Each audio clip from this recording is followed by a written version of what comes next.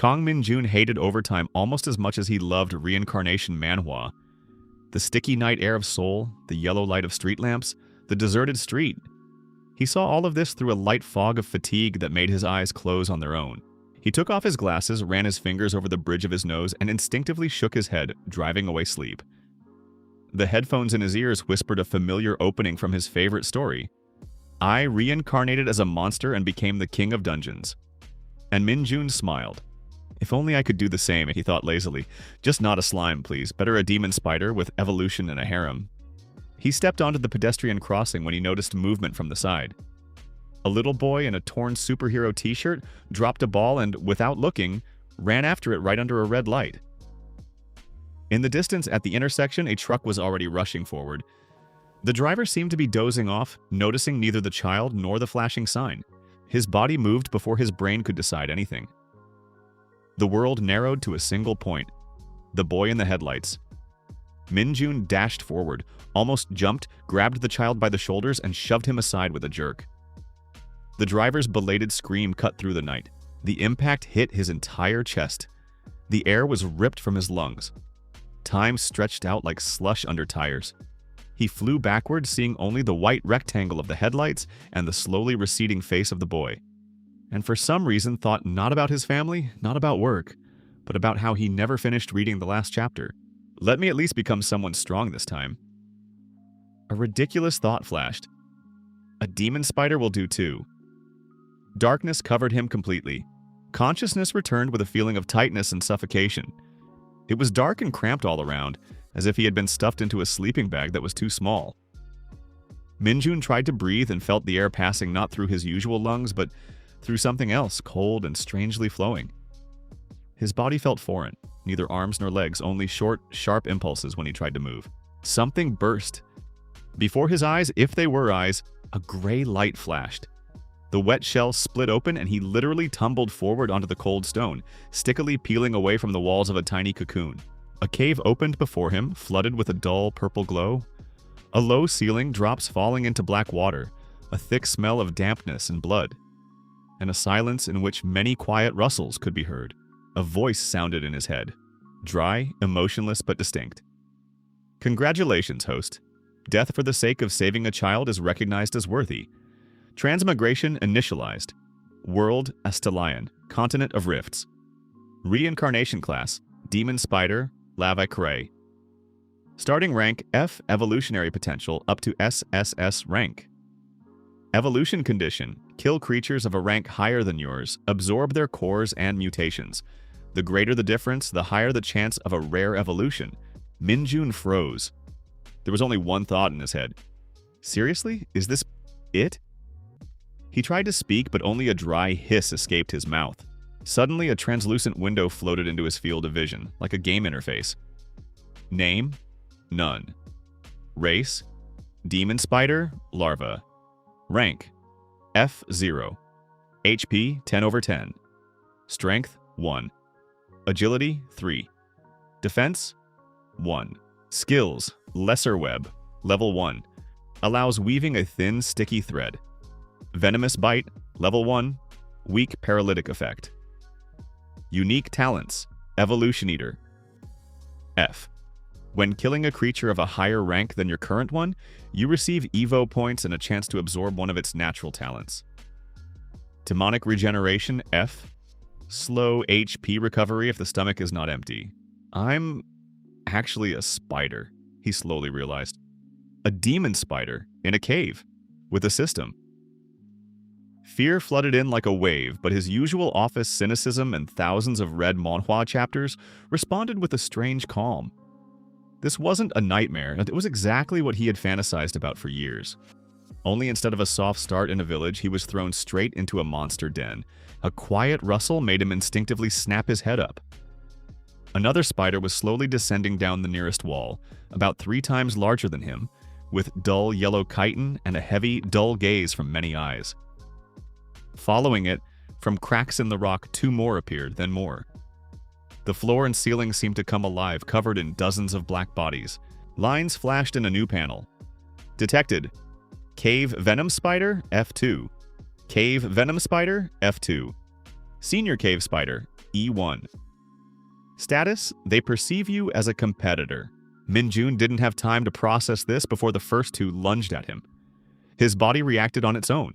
He dashed to the side, surprised by the speed of his 8 legs, left a thin, silvery line of web on the stone behind him, turned sharply, and flew up the wall.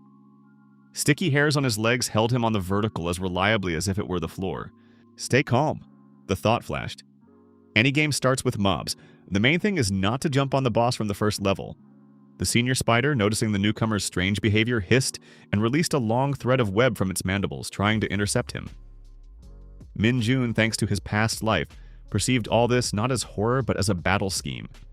He saw trajectories, angles, kill zones, as if a tactical map were before him. He sharply cut his own thread, jumped aside, and allowed one of the F2s to fly straight into the fresh trap he had laid. The web stuck to the hunter's legs. It twitched, stuck. Min-jun rushed forward, sank his mandibles into the soft membrane between segments of chitin. A warm, thick liquid flooded into his mouth. Blech, he wanted to say, but his head rang. Killed. Cave Venom Spider, F2. Received, +1 Evo point. Skill, Venomous Bite increased to level 2. The spiders around him reared up, hissing even louder. The E-rank senior rushed at him, bringing a thick, heavy web down onto the stone. One thread brushed his leg. For a moment, his movement slowed. Min-jun felt a chill of fear hit his chest. Is this it? The first death? But something shifted inside. I've already died. Anger pulled a thread somewhere in the depths of his mind. For a child. For someone else.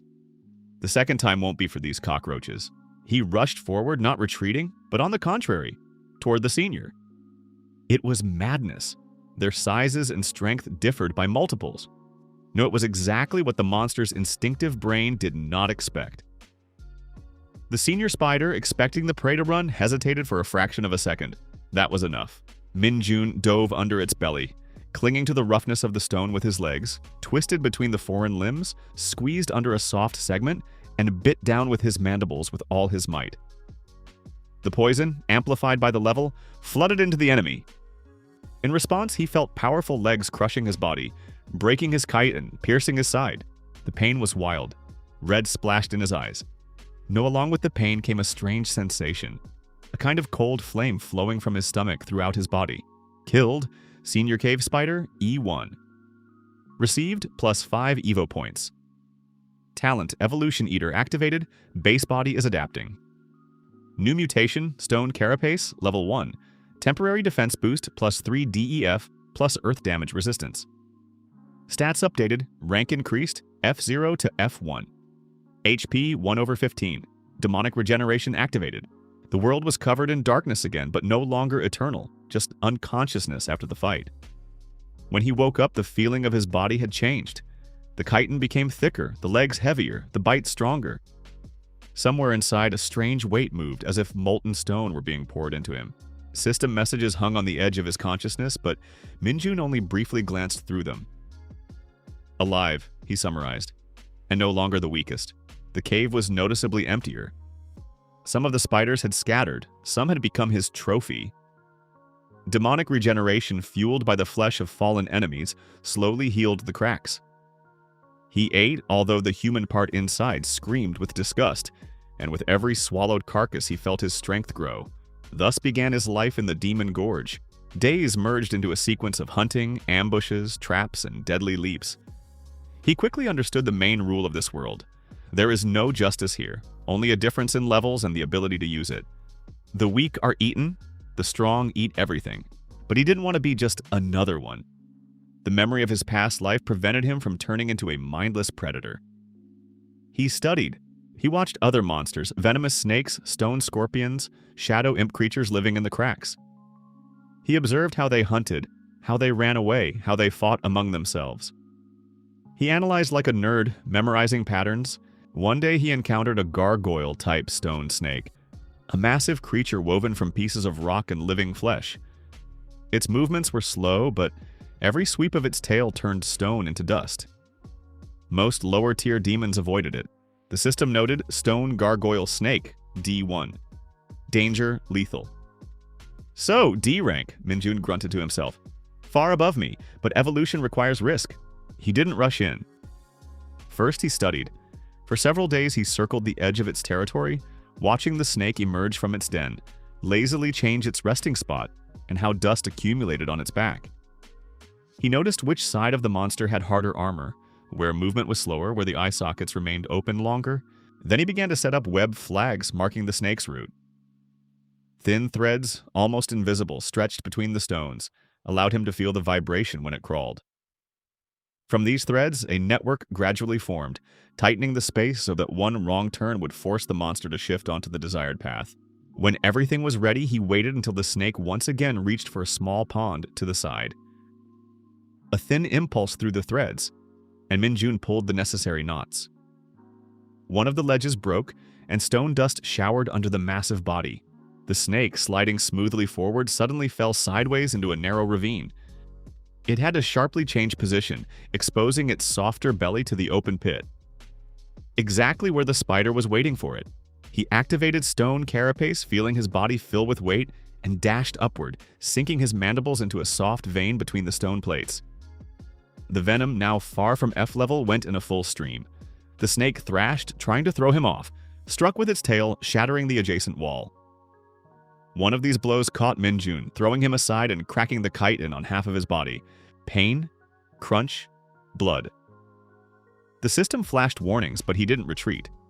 Again and again, he returned under the belly, bit, wove a web, fastening the shattering stone plates together to prevent the enemy from escaping completely. It was a long, dirty fight. Not a brilliant duel, but stubborn survival. Finally, the monster fell silent. Killed, stone gargoyle snake, D1. Received, plus 30 Evo points. Talent absorbed, stone carapace, level 1 to level 2. Base form evolution possible. Evo points, 37. Required for evolution, 30. Start evolution? Yes/no. Without hesitation, he chose yes. The world drowned in a viscous light. His body twisted as if someone were remolding it from soft clay. His legs lengthened, his joints became stronger, and additional bone growths appeared on his chest segment. The web stopped being just a thread. It became slightly darker, absorbing light. When the glow disappeared, the system presented the updated info. Race, Demon Spider, Young. Rank, E0. HP, 40/40. Strength, 6. Agility, 10. Defense, 8, plus 3 with stone carapace. New skill, Shadow Web, level 1. A web that absorbs light and sound within a 1-meter radius, suppressing the victim's sense of direction. He felt tired, but there was something intoxicating in this fatigue. He had become stronger, not thanks to a divine gift, not by a snap of fingers, but because he calculated, risked, and won. But the evolution was only beginning. Over time, Min-jun cleared his level of the gorge of most competitors. Small demons and monsters either fled higher or became part of his diet. However, there were exceptions. Once, returning to his den, a niche in the rock covered by a rough web, he noticed that the tiny strips of shadow at the entrance were trembling, and not from the wind. Something was rustling inside. He prepared for an attack, raised his legs, but instead of a large enemy, he saw 3 tiny creatures looking like lumps of darkness with 2 shiny eyes crawl out of a crack in the floor. The system identified them. Shadow Imp, F0. They were small and weak, but a faint impulse of intelligence came from them. Small demonic creatures that usually serve as slaves and food for larger ones. They looked at him and simultaneously retreated back, squeaking in fear. "I've had enough," Min-jun thought. "I've already eaten enough of those who can't resist." He didn't move. The imps, not sensing an attack, timidly crept closer. One poked his chitin with a paw, the second touched the web, the third backed away, stumbling upon the corpse of a small spider at the entrance. Min-jun lazily pushed the carcass toward them. The darkness hungrily pounced on the meat. The system gave neither experience nor Evo points. But something else happened.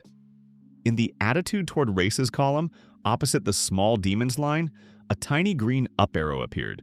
Since then, group after group of the same shadow tiny ones began to occasionally flock to the demon spider's den. They hid in the cracks around him, watched him, brought small prey. Venomous flies, rats, sometimes pieces of meat stolen from other monsters. They were afraid, but at the same time began to perceive him as something like a leader. Thus, Minjun got his first fan base, not girls, but tiny monstrous adepts who would still play their role in the future. Time passed. He stopped counting precisely, but he felt his strength was growing, floors were changing, enemies were becoming more dangerous. And one day, everything changed. One day, the cave shook from a sound that no one here had made. The sound of clean, ringing metal and human voices. Minjun raised his head. It felt as if a new quest had appeared on a game screen. In the upper tiers, the white light of torches flared, the clatter of boots on stone was heard, and a magical projectile exploded. The system immediately flashed with notifications. Entrance to Demon Gorge. A group of human adventurers. Rank, C to B. Goal, clearing, resource extraction, destruction of demonic nests. He hit on a ledge that overlooked a wide stone gallery and saw them. People. Real ones. Armor, cloaks, symbols on their chests, swords and staffs. Glowing orbs of magical light dispersing the purple darkness. Voices in a strange but understandable language. The system automatically provided a translation, like subtitles in a manhwa. Light Veil, forward knights! A girl with white hair and a robe with gold chevrons commanded loudly. A crystal shone on her staff, from which waves of soft radiance emanated. Knights in heavy armor moved behind her, shields with a crest, a sun, and a sword. Between them was a figure in light armor, with wolf ears and a tail, nervously squinting into the darkness. A beast girl guide. Minjun couldn't take his eyes off them. Something squeezed in his chest in a strange lump. It was like looking at your own home through the window of a foreign world. Pain, nostalgia, and cold calculation intertwined. The humans moved forward methodically, destroying everything they considered demonic. For them, spiders, snakes, imps were just monsters, symbols of evil. They didn't see in the shadow tiny ones those who brought him tiny gifts. They didn't know. And there was no point for him to explain, not now. He watched silently as the squad destroyed a nest of demon leeches. How magical light burned through flesh, how the wolf girl deftly cut off the head of a stone scorpion. And for the first time in a long time, he felt that his place was not only among monsters, but also between these two worlds. At that moment, the system flared quietly. Additional evolution line opened. Condition: contact with humans established. New possible form: arachnid, humanoid hybrid. Requirement: kill and absorb the core of a creature of at least B rank in the presence of humans. He smiled in a spider way with slightly trembling mandibles. Arachnid, huh? He thought. Spider-Man, but in reverse. Sounds like an ideal upgrade. Deep in the gorge, in one of the halls, the first monster was already raising its head. Strong enough to give him this chance and launch the next chain of events. A chain that would one day lead the demon spider to the surface, into a human city, the Academy of Sword and Magic, and then directly into the arms of several very different but equally dangerously clingy girls. But before that moment, he still had more than one battle to survive. One painful evolution and one meeting that would forever change the concept of monster and human for all sides. If everything is as you like, I can continue in the same format. Just a long, coherent text without headings, gradually moving along the plot from the first meeting with humans and a B-rank monster, to the first full evolution into an arachnid and meeting the heroines. Should I write the continuation right in the next big piece? The human squad moved confidently like a machine. The white-haired mage girl's light veil cast shadows, making the gorge demons visible long before their attack. The knights walked in perfect formation, shields closed, swords ready. The wolf girl, Rihanna, walked ahead, her ears twitching, her tail nervously whipping the air. She was a mercenary. Rough, cynical, with a couple of scars across her snout, but her nostrils caught scents better than any spell. Minjun, or Nazara, as he mentally called his spider persona, hid on the ceiling, merging with the shadows. His new shadow web trembled slightly from the vibrations of footsteps. He saw them clearly. Faces, emotions, weaknesses. The mage girl, Lin Shaya, was the most noticeable. Young, about 20, with white hair braided in a tight plait and a staff covered in runes. Her eyes shone with a fanatical glint. A typical Holy Crusade type. Humans, he thought. Real living ones, and they kill everything that moves.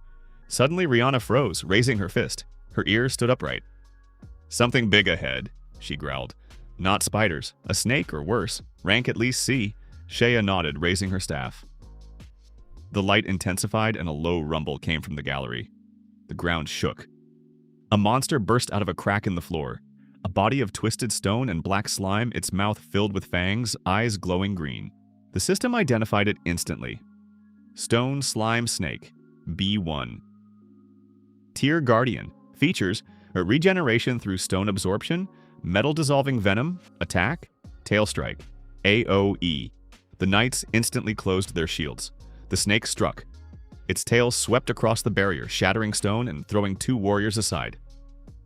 Shaya shouted, "Light spear!" and a beam burst from the staff, piercing the monster's side. The slime hissed, but the wound healed before their eyes. The battle flared up. Rihanna dashed forward, her swords flashing with aura bursts, cutting off pieces of slime. The knights held the line, but the monster was strong. It absorbed rock fragments, growing its body, and its venom began to seep through the cracks in the armor. Nazra watched without intervening. This was his chance. No jumping in now was suicide. He waited for a moment of weakness. The moment came when the snake, surrounded by knights, suddenly turned its head toward Shaya. The girl, focusing on the spell, didn't have time to react. The monster's tail lashed toward her, piercing the light veil. Rihanna roared, throwing herself to intercept, but she wasn't in time. Nazra didn't think. Instinct, or the memory of that death on the road, pushed him down. He fell from the ceiling like a black lightning bolt, the shadow web behind his back unfolding like a sail, accelerating the fall. His legs plunged into the snake's side exactly at the moment of the tail strike, intercepting the inertia. Stone carapace activated, taking the blow, but the chitin cracked, HP dropped by a third, but the monster's tail was deflected. Shaya managed to jump back, her spear piercing the snake's head. It roared, its body shook, and Nazra, wasting no time, sank his mandibles into the vulnerable pulsing core under the jaw. The venom flooded in, the slime boiled. The monster jerked in agony, throwing off the spider. Nazra hit the wall, his regeneration working at the limit. No, the system was already ringing. Killed, Stone Slime Snake, B1. Received, plus 100 Evo points. Absorbed Talent. Liquid Regeneration, level 1. Restores HP by absorbing liquids/slime. Evolution unlocked. Arachnid, lesser. The squad froze. The knights stared at the black silhouette of the spider, still smoking from damage. Rihanna was the first to react, swords ready. A demon! A demon spider? Kill it! Shaya raised her staff, but her hand trembled. She saw this creature had just saved her life. Nazra didn't wait. He dissolved into the shadows, leaving behind only shreds of web. The squad didn't pursue, too risky deep in the gorge. No, the seed was planted. Evolution overtook him in a safe niche. His body burned, rearranged itself. The lower part remained spider-like. 8 powerful legs, chitin carapace with stone inserts, a belly for webbing. The upper part was new, humanoid. A torso with muscles, 2 main arms, and 4 more thin, jointed ones behind his back, capable of weaving or grabbing. The face was demonic, with sharp features, red eyes, but already almost human. He could contract, hiding the spider parts under an illusory mask, weak for now, but working at a distance. Name Nazra, demon form. Nazarin, human mask. Now he could speak. His voice came out raspy with a hiss. Test. Works. The imps gathered at the entrance squeaked in delight. Their lord had become even scarier and even stronger. But the surface called. People, their strength, their knowledge. And that girl with white hair whose gaze he managed to catch, a mixture of horror and curiosity. Nazra made his way to the upper tier, where the noise of a city could already be heard. The demon gorge bordered human lands. War between the races seethed, but the borders were porous. Adventurers went in for trophies, demons for flesh. His plan was simple: pretend to be human, enter the city, find a way into the academy. There were knowledge, dungeons, evolution, and perhaps answers to the question of why a demon feels a warm spark at the sight of that mage. The city of Eldora, a frontier outpost of the kingdom of Estelian, hummed with life. High walls, paladin patrols, a quest board. Clearing a spider nest, 50 silver. A demon in the forest, 2 gold. Nazarin entered under the mask of a wandering adventurer, pale with reddish eyes and a cloak of shadow web. The illusion held, but the wolf girl at the gates squinted. Newcomer? Documents? Lost them in a raid, he replied hoarsely, imitating tired voices. Just out of the gorge. I have a trophy. He showed a piece of stone from the snake, a magical artifact valuable to alchemists. The guards let him through. In the Riftblade Tavern, he heard rumors. Demons have become active. They say a new lord is gathering a horde. A new intake at the academy. They are looking for talents for the war. Shaya and Rihanna. Their names flashed in conversation. They returned as heroes for the slime snake's head. No, the wolf girl muttered, "That spider was strange." Nazarin smiled. His path was only beginning. He signed up for the exam at the Academy of Sword and Magic. There, among the students, he would find not only strength, but also those who would see something more in a demon. In the meantime, the first step? Find a quiet place to test the new hands. And remember the taste of victory over a B rank. Everything started moving faster at the academy. Nazarin passed the test. His dark magic, actually spider energy under an illusion, impressed the examiners. He was enrolled in the general course, but marked as a suspicious loner. The first meeting with Shaya happened on the training ground. She recognized him instantly by his eyes, by his aura. "You are that spider?" she whispered when they were left alone by the fountain. "I was. Now I'm Nazarin." He smiled, the mask flickering slightly, showing a hint of mandibles. "And you are the one who was saved." She blushed, clutching her staff. "Why?" "Demons don't save humans." "Because I'm not that kind of demon. Show me this world. I'll teach you how to survive in the shadow." Rihanna appeared later on a night patrol. Seeing him, she snorted. "I knew you'd survive, big spider. A debt for saving Shaya. I'll cover your secret. No, if you betray us, I'll eat you myself." Nazarin walked along the paved streets of Eldora, soaking in the chaos of the city, which seemed simultaneously familiar and foreign. High towers with kingdom flags where the sun and sword intertwined in the crest, city guards in gleaming plate, street vendors shouting prices for magical crystals and elixirs. The air was filled with the smells of roasted meat, ozone from spells, and a light char.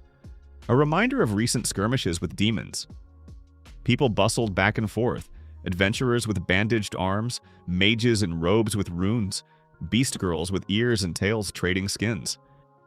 No one paid much attention to him. A pale guy in a worn cloak with reddish eyes looked like a typical mercenary after a failed raid. But inside, Nazra was seething. His new form responded to every step. His lower spider legs compressed and masked by an illusion as human legs vibrated slightly, catching the vibrations of the ground. 4 additional arms, folded behind his back under his cloak, were ready at any moment to burst out for weaving webs or striking. Liquid regeneration worked quietly, healing micro cracks from the recent evolution. The system was silent, but he felt its presence, like the ticking of a clock in his head. A city of humans, he thought. Knowledge, strength, the academy are here. And war.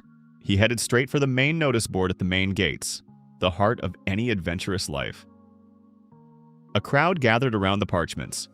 Clearing a spider den in the rift, 20 silver. Delivery of crystals from a dungeon, 1 gold. Recruitment for a B-rank boss raid, a tank required. Among the quests, Nazra noticed what he was looking for.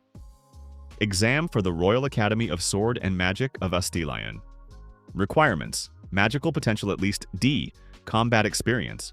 Reward: a place in the general course plus 5 gold. Test tomorrow at the central arena. Perfect. The academy isn't just a school, it means dungeons under protection, a library with forbidden volumes on evolution, and alchemical laboratories for catalysts.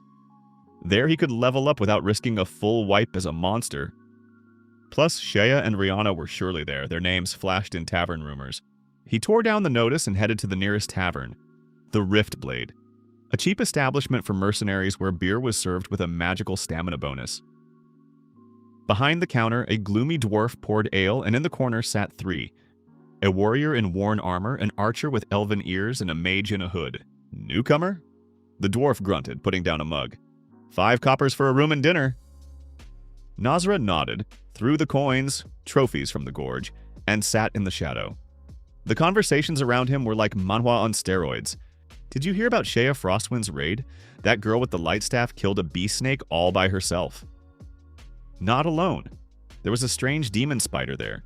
Saved her, they say. Demons don't save people, huh?" Rihanna, the wolf girl. Nazra pricked up his ears, and his spider sensors caught even a whisper. Rihanna Vault was with them. Says the spider didn't eat anyone, just left. Strange. He smirked. They were already discussing him. Good. The night passed in meditation. He wove a thin web in the corners of the room, testing the shadow version. It absorbed light, creating the perfect cover. Liquid regeneration was fueled by moisture from the air. By morning, he was ready. The exam arena was bustling. Hundreds of candidates, teenagers with sparks of mana in their palms, veterans with swords, beast girls with claws. The examiners, 3 in academy robes, announced the rules. A test of potential and a fight against simulated D-rank monsters. Show your strength, and you're on the list. First came the mana test. Nazra stood in a circle of runes and a sphere of light flared. His demonic energy, masked as a dark spatial attribute, colored the orb purple-black. The examiner, a stern bearded mage, raised an eyebrow. A rare attribute, C-rank potential, you pass. The fight was more interesting. A D-rank golem was summoned against him, a stone statue with fists the size of a head. The crowd buzzed. Nazra took off his cloak, showing a lean body under the illusion. His additional arms remained hidden. The golem stepped forward, its fist flying like a hammer. Nazra dodged with spider grace. His E-rank agility made his movements blurred. He didn't hit head-on. Instead, he splashed shadow web from his palm. The mask worked perfectly. The threads wrapped around the golem's legs, absorbing light and making it stumble. The crowd gasped. Webbing? Shadow magic? Nazra jumped, activating stone carapace. His skin hardened slightly like chitin. The golem's fist slammed into his shoulder, but the damage was minimal. In response, he drove his claws, strengthened fingers, into the joint seam, tearing the stone. The golem's liquid regeneration tried to restore it, but Nazra splashed venom from a bite, masked as a dark spike. The golem collapsed within a minute. The arena exploded with applause. The examiner nodded. B potential in combat. Welcome to the academy, Nazirin. Among the spectators, he noticed her. Shea, in a white robe, stood with her mouth open. Next to her was Rihanna, arms crossed with a cunning smirk. In the evening, in the academy corridors, they intercepted him by the fountain. You. Shia stepped closer, her eyes burning. That spider from the gorge, why are you here? Among us?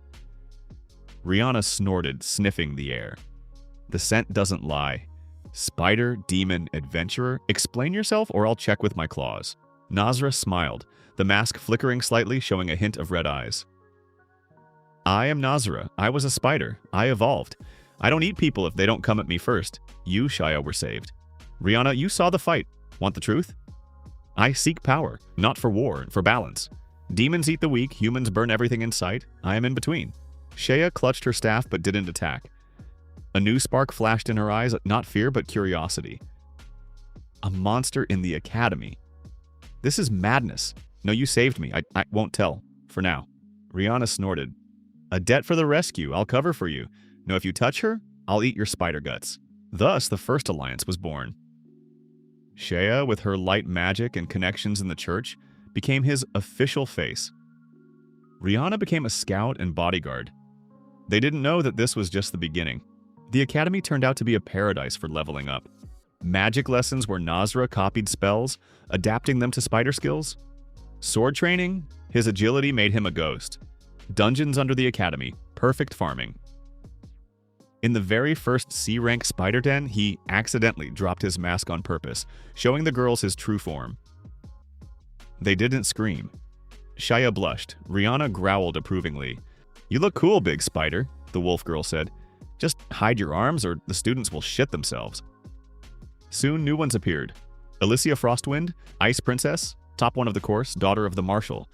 Arrogant, with hair the color of snow and eyes like shards of ice. She noticed him during a duel. Nazra dodged her ice storm by weaving a web and counterattacked with a shadow strike. After the fight, she approached. You are not human. What are you? The thing that will save you in a real war, he replied. Her cheeks twitched. Proud but lonely. She saw a challenge in him. Mila Verdine, a cat beast girl, an assassin from the slums. Small, with black fur, golden eyes, and a habit of stealing everything shiny. She smelled him first, in the library. You smell of cobwebs and blood. My boss now? She became his shadow, stealing artifacts, spying on teachers, bringing rare books on evolution. Her attachment was childlike, possessive. I won't give my spider to anyone. The harem formed naturally. Shaya, romance and light in the darkness. Rihanna, raw passion and protection. Alicia, cold pride melting slowly. Mila, playful obsession. But the idyll ended with the first large academy dungeon. A raid on the bee dungeon Spider Labyrinth. Group, Nazra, the girls, several students, and a teacher. Deep in the labyrinth, a boss awaited them. Arachno Queen, A rank, mother of thousands of spiders. She smelled Nazra, kindred blood, and went berserk. The battle was hell. The queen spat acid, wove walls of web, summoned minions.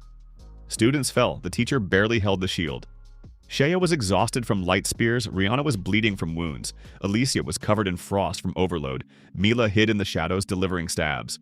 Nazra tore off his mask, full form, spider torso, 8 legs, 6 arms. He dove into the thick of the minions, devouring them for region, wove dominion, a sphere where the web suppressed enemies, strengthening allies. Protect each other, he roared. The queen struck with a venomous tail, and he took it on his carapace. Liquid regeneration absorbed the venom, turning it into strength. Shaya gave a light boost. Rihanna jumped from the flank. Alicia froze the legs. Mila drove a dagger into an eye. Final blow. Nazra jumped on her back, biting into the core. The queen wailed and collapsed. Killed Arachno Queen, A1. Plus 500 Evo points. Absorbed, Royal Web, level 1. Evolution, Arachnid, medium, unlocked. The girls looked at him in a new way. Shaya touched his arm. You are ours. Rihanna hugged him. My big spider. Alicia turned away, blushing. Mila clung to his leg. Forever! But the joy was short-lived. The war reached a new level. The demon lord, sensing the arachnid, sent assassins. Humans suspected treason in the academy. Nazra stood at a crossroads. Evolve further, reveal himself, or lead the girls to his clan of outcasts. He chose everything at once, and the world shook. The victory over the Arachno Queen echoed throughout the labyrinth. Her massive body jerked one last time. Venomous slime spread in a puddle, and the minions, thousands of small spiders, scattered into the cracks in panic, dissolving into the shadows. The air still vibrated with magic, the labyrinth walls were eaten by acid, and the floor was littered with golem fragments and scraps of webbing. The group of students breathed heavily, leaning on swords and staffs. The teacher, a gray-haired swordsman named Garen, wiped blood from his face and nodded to Nazra. You saved the raid. Without you, we would have rotted in this sludge. Know your form. The Academy will not tolerate demons. Nazra, still in his full arachnid form, muscled torso, 6 arms, lower 8 legs in a combat stance, chitin gleaming from slime, slowly retracted his additional limbs, returning under the illusion. His red eyes met Garen's gaze. I am not a demon in your understanding, Master. I am the one who just brought an A-rank trophy. Check the core. He ripped a pulsating purple crystal from the queen's body. The monster's heart, the source of her power. Garen took it, and the runes on his glove flared. Pure energy, suitable for artifacts. The students looked at each other. Someone whispered, "He's strange but strong."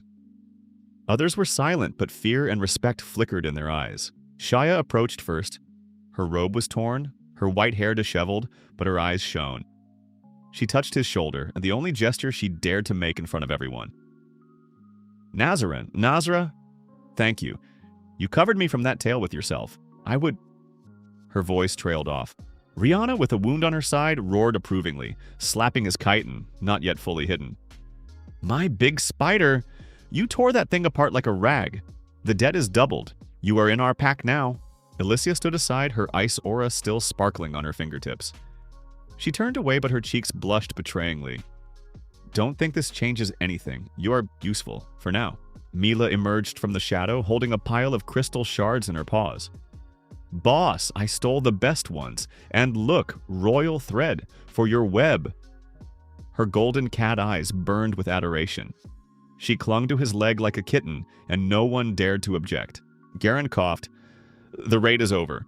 The trophies go to the Academy, but you, Nasrin, get a special share, and keep quiet about the form. The council will decide. They emerged to the surface under the evening sun of Estelion. The Academy rose on a hill. Massive white stone towers draped in runes, gardens with magical flowers, arenas for duels. Students met the heroes with applause, but rumors were already crawling. A demon in the raid? No, an adventurer with spider arms? In the evening, in the common hall, Nazra sat at a table with the girls. Shaya shared elixirs, Rihanna ate steak, Alicia poked at a salad, Mila hid stolen spoons. The atmosphere was strange, a mixture of triumph and tension. "Why are you with us?" Shaya asked quietly, her bright eyes fixed on him. "Demons hate humans. You could have eaten us all." Nazra leaned back, the mask held perfectly, but his voice gave a slight hiss. "I was human, in a past life, died stupidly saving a child, reincarnated as a spider. Not to eat everyone in sight, I want power, and balance. Your war is pointless. Humans burn demons. Demons eat humans. I saw weak imps in the gorge. They aren't evil, just surviving." Rihanna nodded while chewing. "Like my pack. Beastmen are also burned if their tail wags the wrong way." Alicia snorted. "Balance? You are a monster. My father, the marshal, executes things like you on the spot." But her gaze lingered on him longer than usual. Mila giggled. "And I'm for the boss. He's mine." The night brought the first evolution in the academy. Nazra retreated to a private chamber, a gift for the raid. 500 Evo points burned in the interface. He activated Evolution, Arachnid, Medium. Changes: human torso strengthened, muscles plus 20% strength, spider legs more compact, speed plus 30%, 6 arms, full integration can turn into blades or tentacles. Royal Web, Level 1. Threads can now create illusions and barriers. New talent, Spider Dominion, Level 1. A 10-meter sphere where allies get plus 20% stats, enemies minus 20%, instinct suppression. The pain was hellish, but afterward, euphoria. Now he could walk almost like a human. The mask didn't crack even in battle. Morning brought problems. The Academy Council summoned him. The rector, a stern elf with a staff made of the world tree, and Marshal Frostwind, Alicia's father, looked grim. "Your form is confirmed by witnesses," the rector said. "A demon within the academy walls is a scandal. Know your merits. Decision: a probationary period. Participate in raids, prove your loyalty, or exile." The marshal growled. "If you betray us, my daughter will be the first to freeze you." Alicia, standing in the corner, looked away. The following weeks were a whirlwind. Lessons, magic from Shaya, he copied light spears into shadow analogs, fencing from Rihanna, her wild pack style perfectly matched spider agility, alchemy from Mila, stolen recipes for Evo catalysts, duels with Alicia, her ice against his web, sparks flew and gazes burned. The harem grew stronger. Shaya shared books. In legends, there are arachnids, guardians of balance. At night, she blushed, touching his hand. "You aren't a monster. You are my savior." Rihanna dragged him to training. "Come on, big spider, show your fangs." Afterward, she hugged him, her tail wagging. "You are the strongest in the pack." Alicia challenged him to duels.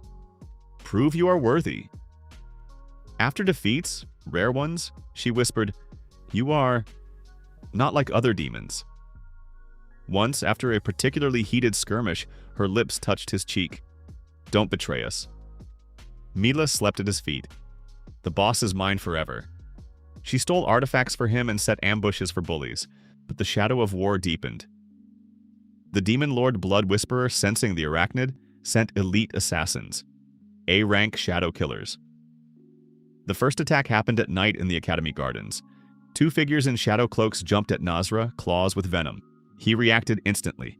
Spider Dominion unfolded in a sphere, suppressing their speed. 6 arms lashed out. 2 with chitin blades, 4 wove a royal web with an illusion. The killers got tangled, taking phantoms for reality. Shaya woke from the noise, her light illuminating the fight. Rihanna flew in with swords, Alicia with ice, Mila from the shadows with daggers. Together they crushed the assassins. Nazra absorbed their cores, plus 200 Evo shadow kill talent. The Lord announced a hunt. Humans increased patrols. The Academy was under siege. The climax, a major raid on the Demon Rift, a dungeon on the border. Nazra's group was the vanguard. In the depths, the Lord's avatar awaited them. Demon General, miniature S rank. The battle was epic. The general slashed with oral waves, summoned minions. Students fell. Nazra activated a full evolution on the fly. 700 plus Evo accumulated. Arachnid, high. Body, perfect hybrid. Dominion 50 meters. Web creates clones. Regeneration instantaneous. He dove into the center, web entangling the general. The girls struck. Shea's light pierced the defense. Alicia's ice froze. Rihanna's swords tore. Mila's daggers poisoned. Finale. Nazra pierced the core with 6 arms. The general exploded, plus 1,000 Evo. New branch, Arachnid Lord. But the price? The mask was torn off forever for the survivors. The council was in a rage, the Lord in a fury. The girls stood like a wall. "He's ours!" Shia shouted. "Pack!" Rihanna howled. "Worthy," Alicia said coldly. "My boss," Mila squeaked. Nazra smiled. "It's time to create my own clan, the Arachnid Union." For outcasts. They left into the night, guided by the web. The war was only beginning, but now the demon had a harem, strength, and a goal: to break the cycle of hate. Evolution continued. Astellion awaited changes. The night after the raid on the Demon Rift was turbulent. The academy seethed, torches on the walls, guard doubled, whispers in the corridors. "A demon among us? He killed the Lord's avatar. The girls ran away with him." The council gathered in the main hall under a hollow dome with runes. The elf rector paced the floor. Marshal Frostwind slammed his fist on the table, and the mages in robes argued, flipping through crystals recording the battle. "This is betrayal," the marshal roared. "My own avatar, Alicia, is standing on the side of the creature. An arachnid is the highest form of demon. They breed, they enslave the mind with webbing." The rector raised his hand. Evidence? He brought S-rank trophies. The raid was saved. The girls, the best students, chose him. If we execute him, we lose them. But the decision was made. A hunt. Nazra was declared a demonic agent. A reward, 100 gold for his head. Meanwhile, the group raced along forest paths, guided by Nazra's spider dominion. The 50-meter sphere suppressed tracks, created path illusions, and suppressed beasts. Shea ran alongside, her staff glowing softly. "Where are we going?" she asked, catching her breath. "The academy is our home." Nazra, in a semi-humanoid form, human torso, spider legs, arms folded, looked back. "A home for outcasts, not for those who burn the weak. I know a place, an old gorge on the border, where demons and humans have forgotten. There we will create a base, the Arachnid clan." Rihanna, carrying a wounded student ally on her back, growled. "Agreed. My pack is always with a strong leader. Big Spider, you are the alpha." Alicia, wrapped in an ice cloak, snorted. "My father will declare me a traitor. No, you proved yourself. In battle, you covered me from that wave of aura. None of the knights would have done it." Mila skipped ahead, her cat eyes shining. "Hooray, boss's base. I'll steal everything for it." They reached the gorge by morning, an abandoned rift where armies once fought. Nazra deployed the royal web. Threads wove around the rocks, creating barriers, illusions, even living nests. Dominion strengthened everyone, plus 30% stats. Imps from his old den, sensing the sovereign, flocked in. Tiny servants began to fortify the base. First council of the clan. "We are the third power," Nazra announced. "We take outcasts, half-breeds, cursed mages, weak demons, rejected beast girls. We don't eat the weak, we level up together." Shea nodded. "I will contact the Church of Light. There is a peacemaker faction." Rihanna. "My connections in the Beastmen clans." Alicia. "Father will hear." Mila. "I'll be the one stealing." The base grew. The first came. Shadow imps, a wounded demon imp, a half-elf with a shadow curse. Nazra trained them, webbing for traps, evolutionary advice from the system. No Lord Whisperer did not sleep. His horde, shadow assassins, blood berserkers, struck a week later. An attack at dawn, hundreds of minions led by a B-rank general. The battle was a meat grinder. Nazra in the center. Dominions suppressed the minions, web clones distracted, 6 arms slashed aura. Shia burned with light, Rihanna tore with the pack, Alicia froze with waves, Mila poisoned from the shadows. The general fell, absorbed, plus 300 Evo. No losses, 3 imps dead. After the fight, the girls surrounded him. Shaya pressed close. You are a hero. A kiss, the first timid one. Rihanna hugged from behind. My leader. Her lips hot, animalistic. Elysia blushing. You are stronger than father. Ice melted in the embrace. Mila climbed in between. Everything is mine. The harem blossomed. No, the war escalated. Marshal Frostwind led an army to the rift. Lord Whisperer, a horde of demons. Nazra's clan was in the center. The climax, the battle at the Black Rift. Thousands on both sides. Nazra evolved on the battlefield. 2,000 plus Evo accumulated. Arachnid Sovereign body, perfect hybrid, Dominion 200 meters, army plus 50%, web, a network of portals, arms, weapons of any form, final talent, Soul Eater, stealing skills from bosses forever. He dove into the thick of it. The web entangled the field, separating the armies. Allies were strengthened, enemies suppressed. Shaya illuminated the sky, Rihanna led the pack, Elysia froze the flank, Mila killed commanders. The Marshal and the Lord met in the center. Nazra intervened. Soul Eater absorbed the Lord's aura, stealing Whisper of Madness.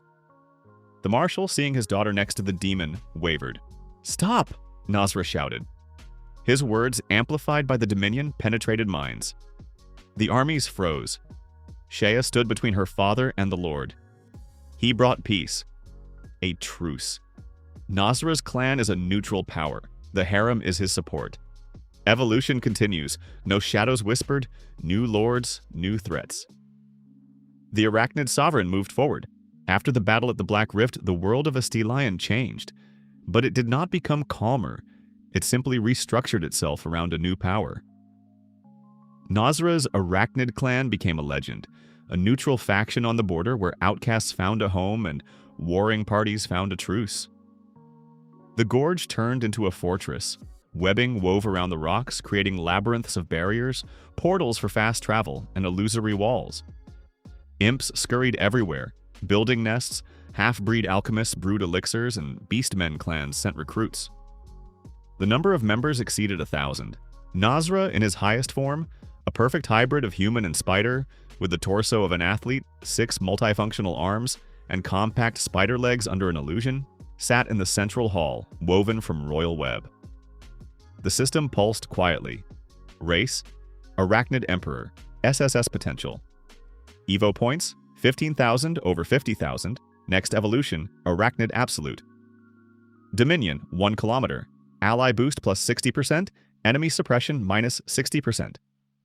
Talents, Soul Eater, SSS, Spider Throne, SS, Teleport Network, S, and dozens of absorbed ones. His harem was the heart of the clan. Shaya Frostwind, the former holy mage, now in a white robe with spider runes on the sleeves, sat to the left, her staff leaning on the floor. Her white hair fell in a cascade over her shoulders, her eyes glowing with soft gold. She had just performed a ritual strengthening the barriers with light. Nazra, a report from the border. A human caravan asks for protection. Your clan is their shield, she said quietly, touching his hand. Rihanna Velt, the wolf girl with silvery fur on her ears and tail, stood to the right, her muscular arms crossed. Her armor, reinforced with webbing, gleamed. The pack is ready, leader. Scouting report. Whisperer's demons are gathering forces at the rift. If they come, we'll tear them apart, she growled, her yellow eyes burning with devotion. Rihanna was his storm.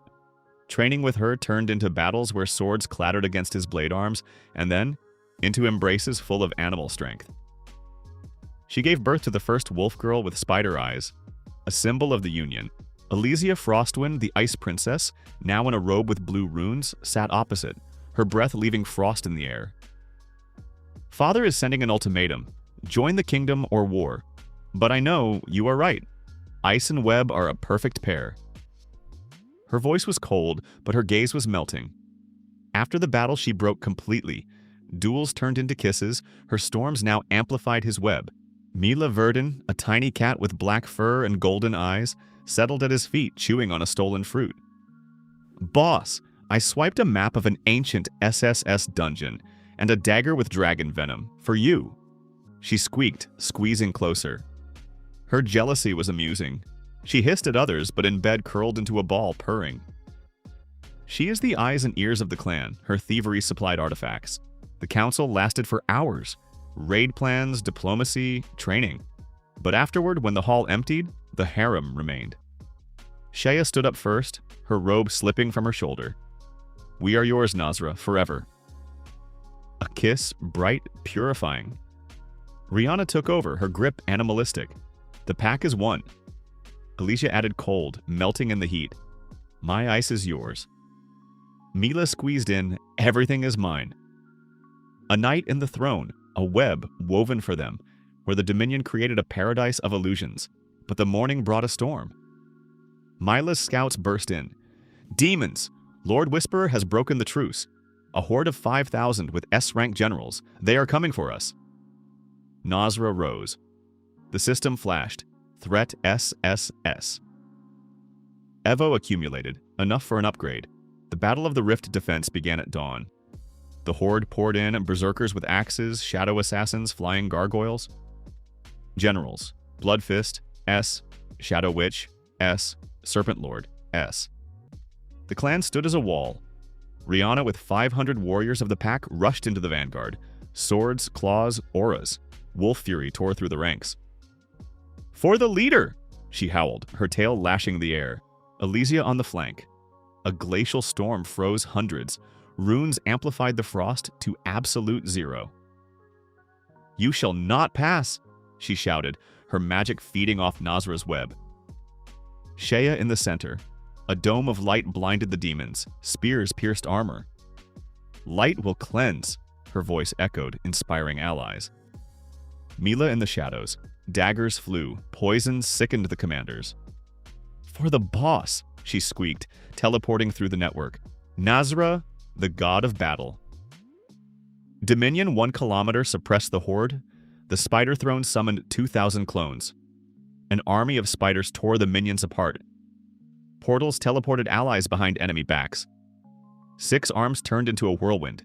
2 blades, 2 tentacles, 2 weaving barriers. The first general, Bloodfist, broke through. An axe hacked at the clones. Nazra met him. Soul Eater absorbed the strike, stealing Blood Rage. Fist fell, plus 5,000 Evo. The Witch of Shadows enveloped Shea in illusions. Nazra teleported, the web dispelled the magic, arms pierced the heart.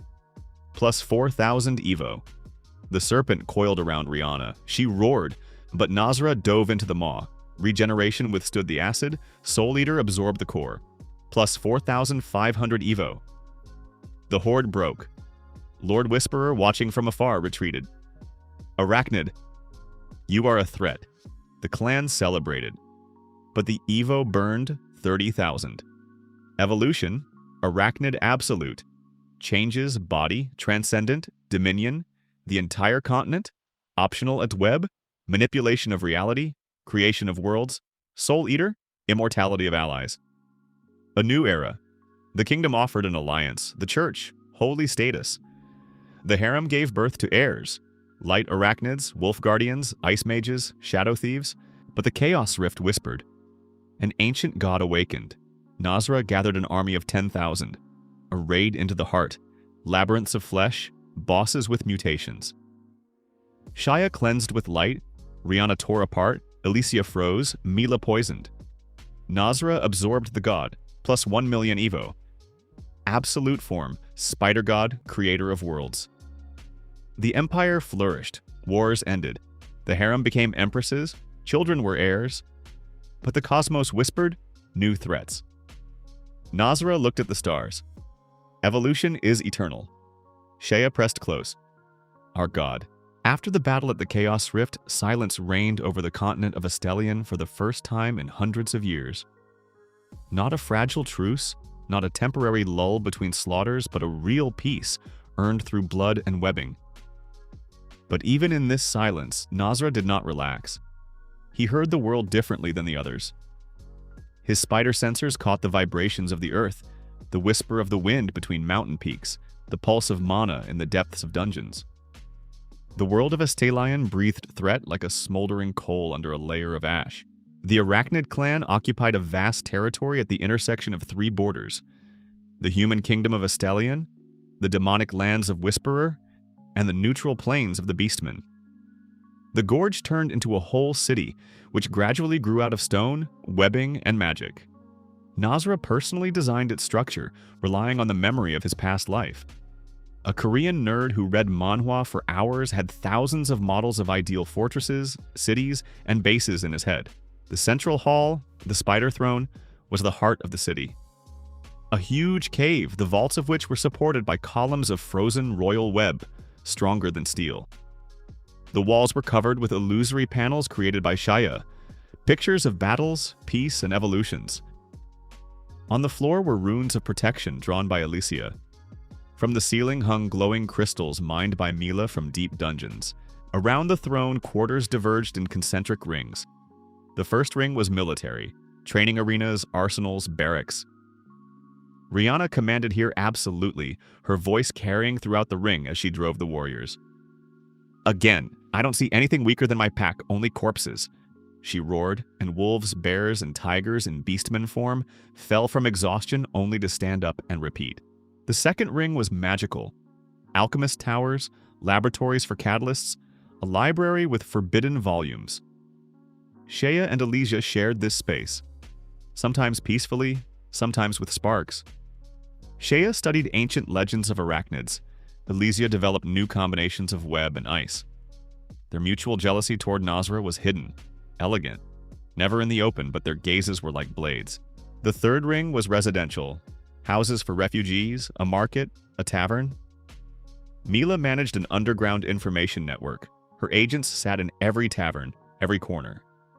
The cat knew everything about every clan member. It was her way of protection. "If I know the secrets, I can protect the boss." Nasra walked around the city every morning in human form. The mask held perfectly, only the reddish eyes betrayed his non-human nature. Residents bowed, children reached out their hands. Demonlings timidly peeked from around corners, beastman children chased imp servants. No one was an enemy here by default, only by deeds. One morning, during his rounds, an imp child ran up to him. One of the first three who found him in the gorge. He had now grown to the size of a cat, with round, glowing eyes and tiny horns. "Sovereign!" he squeaked. "Near the eastern gate, a strange man has come. Alone without weapons, but he smells strong." Nasra felt it himself, through the web network that covered the entire territory. Every step in his city transmitted a vibration. This man moved calmly without fear, with a pressure of aura that his sensors identified as SS rank. Minimum. This was unusual. SS rank creatures in Estelion were rare, literally just a few. What was such a creature doing at his gates, alone, without weapons? Nasra teleported through the network to the eastern gate in a second. Standing there was a middle-aged man, looking about 40, though for creatures of his level that meant almost nothing. Tall, in a simple travel cloak without crests, with short-cropped dark hair and eyes of a strange gray color like a stormy sky. No weapons, no magical attributes, only a light smirk. "Arachnid," he said softly. "In person at last. My name is Vald Eris. I am a wanderer. I have been in 100 worlds, seen 1,000 wars. And for the first time in centuries, I see something truly interesting. One who died as a human was reborn as a spider and is building an empire. I came to warn you." Nasra looked coldly. Soul Eater quietly felt Vald's aura, and stumbled upon something that made the system tremble. Detected. Vald Eris, class Eternal Wanderer. Rank beyond classification. Danger impossible to determine. Recommendation: caution beyond classification. Nasra had never met such a thing. "Warn me about what?" he asked evenly. Vald sat on a nearby stone, casually, as if visiting an old friend. "About the fact that your story is only beginning. What you won now is a trial. The Chaos Rift, Lord Whisperer, the War of Races, it's a sandbox. The real threat is deeper, much deeper." He pulled a small black crystal from his pocket and placed it on the stone between them. The crystal pulsed like a heart. "This is a shard of the Great Rift, not the one you know, the primal one. It exists beneath Estelion, and its awakening is a matter of time.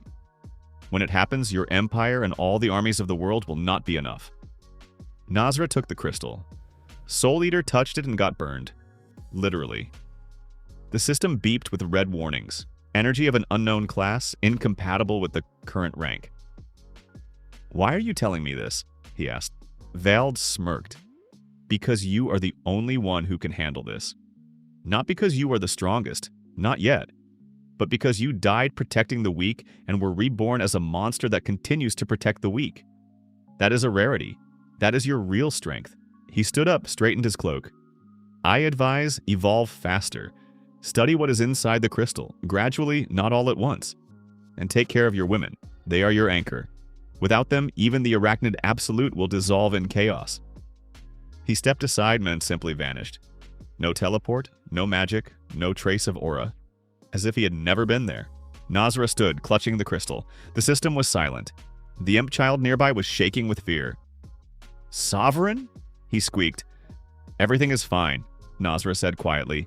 "Prepare the advisors. I need to explain something." The council gathered an hour later. 4 women, Shea, Rihanna, Elysia, Mila, plus Garen, the former academy master who crossed over to the clan's side, and Vey, an old demon alchemist who remembered even the first wars. Nazra placed the crystal on the table. Everyone felt its weight, not physical but magical. "This is a shard of the primal rift," he said.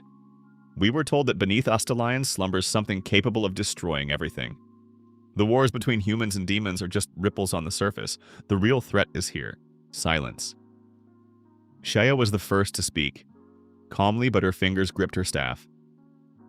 "Legends of the primal rift exist in the most ancient texts of the church. They were classified. They say the first world perished because of it. Thousands of years ago. Astalion is built on the ruins." Elysia nodded. "The northern mountains where our outpost stands?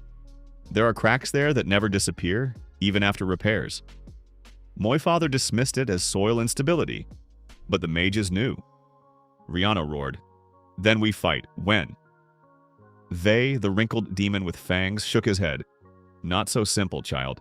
The primal rift is not a monster. It is a violation of reality itself. Weapons do not affect it. Only something equal in nature. An arachnid theoretically can, but for that, an evolution beyond the absolute is needed."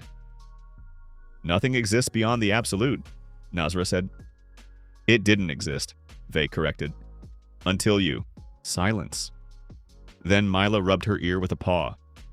"So the boss needs to level up more? Got it. I'll steal everything we need." Laughter broke the tension. No, the plan was clear. Evolve further, study the crystal, prepare the army for a threat of a scale the world had not seen.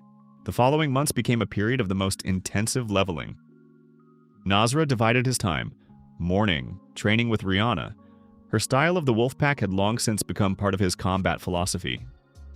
They fought for hours, her swords leaving marks on his chitin, his web carrying a light network of her hair. After sparring, she would fall beside him, breathing heavily, tail wagging. "You've become faster, big spider. No, I'll get you anyway." "Try it," he would answer, and she would jump again. Dungeon raids. He deliberately chose the most dangerous, the Dungeon of the Fiery Abyss, SS rank, where dragon lords guarded the primal fire, the Dungeon of the Frost Labyrinth, SS rank, where ice giants slept for millennia, the Dungeon of the Shadow Mirror, SS rank, where monsters copied the opponent's appearance. In each, he killed the bosses and absorbed Flame Lord Dragon killed, plus 20,000 Evo, talent Primal Fire Breath. Ice Giant killed, plus 22,000 Evo, talent Absolute Zero. Mirror Demon killed, plus 25,000 Evo, talent Identity Theft. Evenings belonged to the women, not just as a harem, but as advisors, each of whom contributed something unique. After dinner in the central hall, the 4 of them would gather around him, and these hours were his favorites. Shea read aloud from ancient volumes, her voice soft, almost melodic. She found a chapter on arachnid guardians, creatures that existed before the First War, who held the balance between worlds. "Look," she said, her finger sliding across the page. "An arachnid is neither demon nor human. He is the thread between worlds. His web holds reality from falling apart." "That's you, Nazra. You are literally woven for this." Her gaze would rise from the book, bright eyes meeting his red ones. The moment would stretch. Then she would blush, look down. But she was in no hurry to remove her hand from his palm. Rihanna, who rarely sat still, usually trained some new move with the imps or repaired armor right there at the table. No, sometimes she would stop, look at him for a long time, then put her head on his shoulder. My leader, you're not going anywhere. Alicia always brought her notes. She methodically analyzed the crystal of the primal rift, creating formulas. The structure is unstable, but it has a core of order. Perhaps it is through it that a counteraction can be created.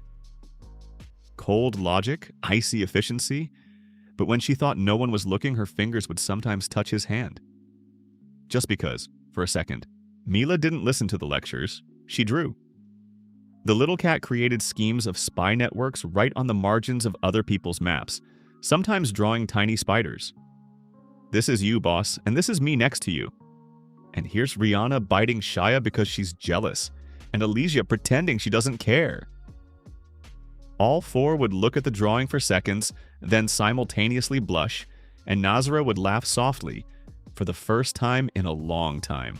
By the third month, enough Evo points had accumulated, 120,000. The system proposed Evolution Arachnid Absolute. Warning irreversible. The form will go beyond demonic classification. Changes body, transcendent, can take any form from fully human to a spider god. Dominion, optionally the entire continent. Web, reality manipulation on a local level. Soul Eater, absorption of entire lines of evolution. New talent, Arachnid Creator. Creation of living beings from the web. He activated the evolution alone in the deepest chamber of the base. The process lasted 3 days. 3 days during which the body was literally rewritten at the molecular level. The pain was beyond limits, but somewhere on the second day it turned into something else. A trance? Visions. He saw his first birth in the cave. A tiny spider among enemies. Then the gargoyle snake, the first real fight. Then Shea's squad, her white hair in the torchlight. The Arachno Queen, the Academy raid. The girls, their first glances, first touches, first words. The battle at the rift, Vald's words. Valds. On the fourth day, the chamber door opened from the inside. Nazra walked out. In appearance, absolutely human. Tall, dark-haired, with a slight smirk. Red eyes were the only detail. No hint of chitin, of legs, of an illusion. This was a real human form, not a mask. The girls were waiting outside on all four. They hadn't left for all 3 days. Shia gasped, pressed her palm to her lips. Rihanna sniffed the air, then exhaled. Big spider. It's you. No different. Elysia looked on silently, her cheeks turning red. Mila rushed to hug his leg, then retreated in confusion because the leg was human. Everything is fine, he said. His voice had also changed, deeper, cleaner, without the hiss. I chose the form. I can be anything. No, this is real. Shia approached first. She touched his face, carefully, as if checking. Then she hugged him tightly.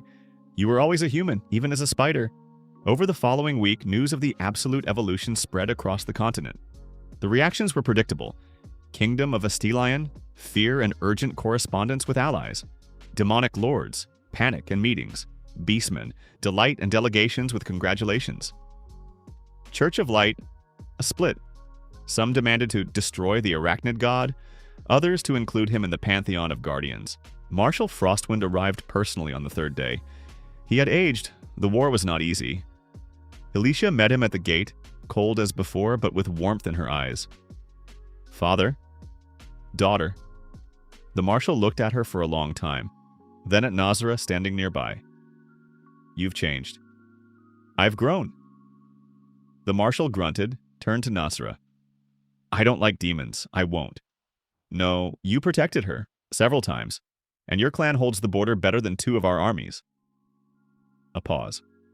Alliance? Nazra looked at him without anger. Not an alliance, a partnership of equals. Moi clan obeys no one. No, the common enemy, the primal rift, does not choose sides. The marshal nodded. Gritting his teeth, but he nodded.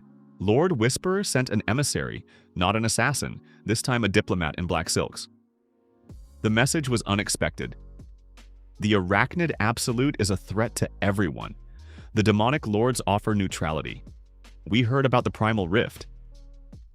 They too felt the awakening. Nasra received the delegations one by one, for the first time in a role not just of the strong, but of a diplomat. Shea prepared him for negotiations. Humans react to strength and appeals to the common good. Demons only to strength. Beastmen to honor and the pack. She was his translator between worlds, and he saw pride burning in her eyes. Not for him, but with him. Together. The negotiations lasted a week. The result? The Great Union of Estelian. Not a single state. All sides maintained independence. No joint army under Nasra's command to neutralize the primal rift. Parallel work was ongoing with the crystal. Elysia, Shea, and Vey worked around the clock. The breakthrough happened on the 10th day. The crystal was not just a shard, it was a map. The structure of the pulsations indicated the coordinates of 7 points across the continent where the primal rift was closest to the surface. 7 seal, Shea read in ancient texts. If all 7 are opened simultaneously, the rift will consume the world. 6 had already been blocked by guardians placed millennia ago. The 7th, the last, beneath the capital of the Kingdom of Estelian, directly under the king's throne. Someone was deliberately provoking the awakening, and that someone was close to power. Nasra took matters into his own hands. An investigation with Mila, her spy network, worked at full capacity. Agents in the capital, observing mages, shadow copies. A week, and the answer? There is an infected one in the king's immediate circle. Not a human traitor, but something that took the form of a human. A creature from the rift itself. Mila brought a crystal recording. Boss, this is the king's advisor, Neris. I caught him. Look. In the recording, advisor Neris entered the lower cellars of the palace, and there, in the darkness, his silhouette blurred, lost its shape, turning into something formless, pulsating with darkness. He spoke to a crack in the floor key, and the crack answered. The rift had already released an agent. A march on the capital. The great army, thousands of humans, beastmen, demons, under a single command. Nasra walked in the center, the girls beside him. Shea on the left, Rihanna on the right, Elysia behind, Mila somewhere in the shadows. Always near but invisible. The capital of Estelian, the Sun Spire. A huge city, white stone towers reaching into the clouds. The army entered without a fight. The news of the primal rift had preceded them. The king, young and frightened, received them immediately. Advisor Neris? He asked again. He's been with me for 20 years. He's been with you for 20 years, Nasra agreed. But what sits in his body is much older. The disclosure happened right in the throne room. Mila jumped out of the shadow, grabbing Neris by the shoulder, and her claws were burned. The advisor turned around. His face remained the same, a polite smile, calm eyes, but something was moving under the skin, pulsating, like a crystal, only alive. Arachnid, Neris said in a voice behind which there was emptiness. You found me. Impressive. The hall exploded. The guards rushed forward and dissolved in the shadow that Neris poured out. His body broke like a shell, and from it emerged what he was. A living incarnation of the rift. A creature without a clear form, made of chaos flesh, with 1,000 eyes and not a single permanent outline. The 7 seals will be removed, it whispered. Already 6 guardians are dead. The last is your women. Kill them, and the world will be renewed. The silence in the hall was ringing. Nasra felt something icy tighten inside. Not fear, but fury. Calm, white, absolute. My women will not die. The battle in the throne hall of the Sunspire entered the legends of Estelian forever. The rift creature had no weaknesses in the usual understanding. Its attacks were chaotic, unpredictable, changing every second. Fire, ice, darkness, light. It reflected everything. But Nasra had the absolute. The Dominion expanded across the entire throne hall. 500 square meters of reality webbing, where chaos submitted to order. Shea charged a light spear amplified by runes and webbing. The beam pierced through 3 layers of the creature's defense at once. Elysia froze the perimeter, depriving chaos of space for expansion. Rihanna and her warriors attacked the flanks, distracting the tentacles. Mila darted in the shadows, her daggers with dragon venom slicing away fragments of the form. Nasra walked toward the center. The Soul Eater reached for the creature and met resistance of unseen power. Chaos had no skills, it was the very nature of an absence of structure. But the crystal in Nasra's pocket jolted. He understood.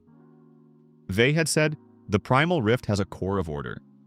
This crystal is that very core torn out, a shard. The only thing chaos fears is a part of itself that has become order.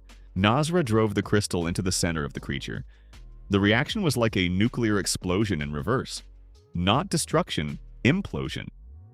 Chaos collapsed around the crystal. The creature screamed for the first time, emitting a sound resembling pain, and began to shrink. The absolute web held the collapse within the boundaries of the hall. The last thing the creature managed to do was stretch a tentacle toward Shea. Nasra caught it with his bare hands. Chaos burned right through, the system shrieked, regeneration barely managed. But he held on. Soul Eater did the impossible.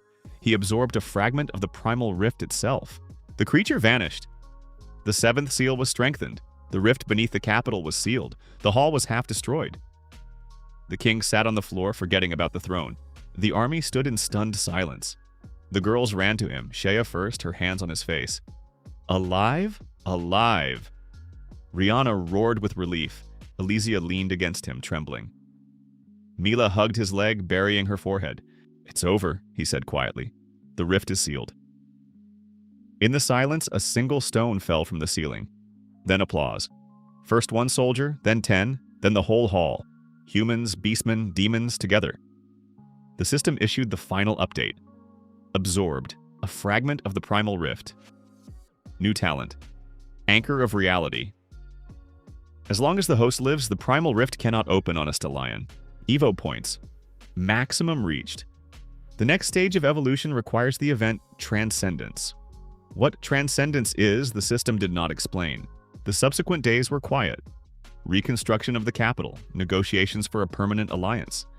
Vald Eris appeared again on the same stone at the clan gates, as if he had never left. Well done, he said simply. But I warned you, this is a trial. The primal rift is sealed here, but Stellian is not the only world. He looked at the sky. Transcendence is when you are no longer the spider of one world. When you are ready, the web itself will show the way. And he vanished again. Nasra stood looking where the wanderer had just been. Shea stood beside him, her shoulder touching his. Other worlds? Seems like it. Rihanna stood on the other side. The pack follows its leader, anywhere. Elysia, without saying a word, took his hand, just firmly.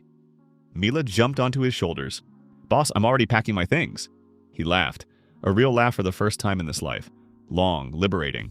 Kang Min Jun died at a Korean intersection, saving a child. Nasra was born in a cave as a spider. Nazarin entered the academy under a mask. Arachnid Absolute saved the continent. And now, the next step. Not the end. Never the end. The web of reality stretched endlessly. He walked on along it. The night before leaving was special. The Arachnid clan hummed with quiet life.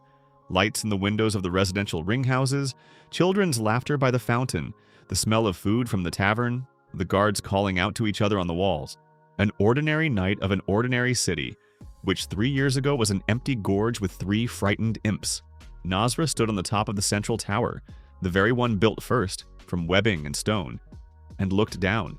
The impling, his first, that very round-eyed little one from the gorge, sat nearby. He had grown to the size of a medium dog, and his horns had lengthened, his eyes had become wiser. Nasra never gave him a name, just First. He never demanded another. Is the sovereign leaving? First asked quietly. For a short time, Nasra replied. A pause. Or for a long time. I don't know. We will wait, always. This we wait a lot. 1,000 clan members. Demonlings, half-breeds, beastmen families, former refugees. Everyone had found a home here. And now their leader was going into the unknown because the web pulled further than one world. He placed his hand on First's head. The impling closed his eyes, purring in a demonic low rumble like distant thunder. You remain the elder, Nasra said. You and Garen. Watch over the city. First opened his eyes. They held tears, tiny and hot. Will the sovereign return? Nasra looked at him for a long time. Then he smirked with that very smirk Shea called spider's tenderness. I died once and returned as a spider. Do you think I won't return to those who are waiting? First nodded, wiping his tears with a paw. Then he abruptly stood up, straightened, and gave something like a military salute. funny but sincere. Nasra went downstairs. 4 doors to the private quarters, he opened each in turn. Shea was not asleep. She sat at the table surrounded by books. Candles burned around her like little stars. When he entered, she raised her head, and he saw that her eyes were red. She had been crying but was carefully hiding it. On the table was an open volume with the legend of the arachnid guardians she had found months ago. "Reading about you," she said quietly, smiling through her fatigue. "Found anything new?" "I found it." She closed the book, turning toward him completely. An arachnid guardian who has reached transcendence leaves his first world not because he is abandoning it, but because he becomes its thread, the one that links it with the other worlds. He always returns, the web does not break. The silence between them was soft, like the first snow. "Is this about me?" he asked. "It's about us," she corrected, standing up. She approached and placed both palms on his chest. "You are leaving tomorrow. I know. Don't ask for forgiveness. This is not a goodbye." Her kiss was long. In it was light, real, not magical. The warmth of a living person who chose a demon and never once regretted it. "Take care of yourself," she whispered at the end. "Return. I will be here. I will build the world you are leaving. You will manage better than me." "I know," she laughed through her tears. "But return anyway." Rihanna did not open the door. He knocked, and a second later the door swung open so hard it nearly flew off its hinges. The wolf girl stood already in full battle gear, armor, swords behind her back. Her eyes burned with gold. "I'm going with you." "Rihanna." "Don't argue, big spider. You always crawl into the most dangerous places and always alone.